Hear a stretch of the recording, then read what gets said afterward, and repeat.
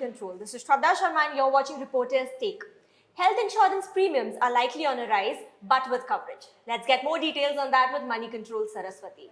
Hi Saraswathy, welcome to the show. Hi. So what is the reason for this increase in premium? So the insurance regulator has basically said that from October 1, all the new policies that will be filed under health insurance will have to cover a list of new ailments. So earlier, for instance, genetic ailments or mental health was kind of excluded from the list of health insurance coverage. So they will have to be covered.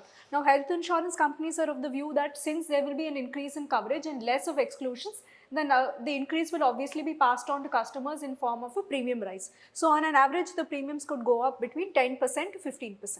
So in terms of premiums, is it all bad news? So it's not just bad news, because on one hand, while there will be an increase in premiums, on the other hand, there will also be an improvement in the coverage. So with respect to the number of ailments that will be covered, for instance, puberty and menopause, for instance, people involved in hazardous activities, even those people will be getting a health insurance coverage. While in the short term, there will be a premium increase, but if you look at a holistic perspective, the number of ailments that is covered becomes more.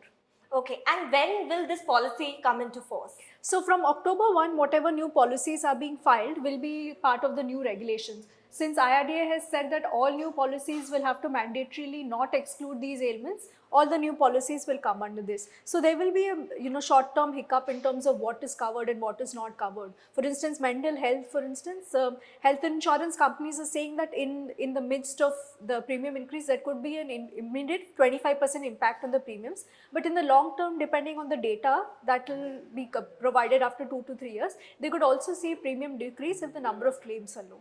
Alright, thank you for the details on that, Saraswathy. Thank you. So there will be increased premiums but with increased coverage, so it's not all bad news. That's all for today's episode of Reporter's Take. For more news, views and updates, stay logged on to moneycontrol.com. Thanks for watching.